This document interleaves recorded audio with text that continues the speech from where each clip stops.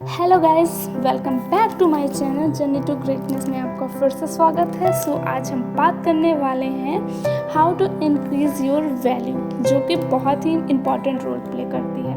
First, hard work का मतलब ये है कि आप ऐसे काम करो जो दूसरे लोग ना कर पाएँ। इससे आपको पता चलेगा कि आपने सक्सेस को कितना अचीव किया है, अभी और कितना बाकी है अचीव करना, जो बहुत ही इम्पॉर्टेंट रोल प्ले करता है।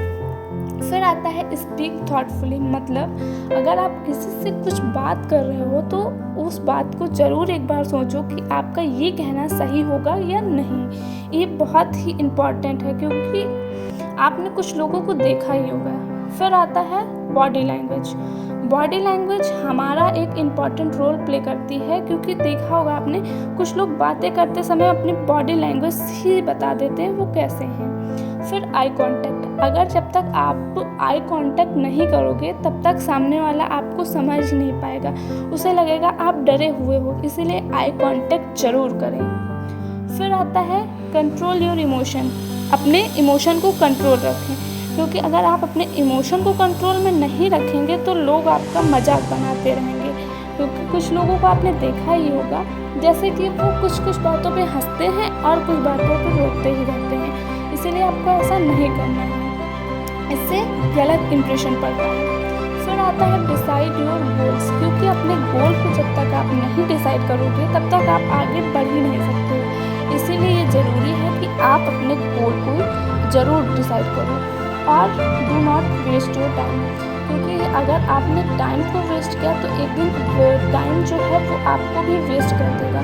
तो इसीलिए टाइम को मत वेस्ट करो और अपने काम में लगे रहो।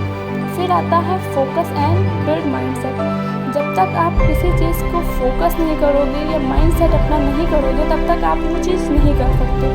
तब अगर आप ये नहीं कर पाए तो अपनी ग्रोथ पे आप ध्यान नहीं दे पाओगे, इसीलिए हमेशा अपनी ग्रोथ पे ध्यान दो। और सबसे मेन टॉपिक ये है कि हम दूसरों की खुशियों से बहुत जलते हैं, इसीलिए दूसरों की खुशियों से मत जलो और स्वयं को बदलने का प्रयास करो, दूसरों को नहीं। क्योंकि अगर आप अपने आप को बदलोगे तो आप हमेशा खुश रहोगे। और इसी के साथ हम बात करेंगे, आज का लास्ट है कि जिस काम में आपको खुशी ना मिले उसे ना करें। Thank you.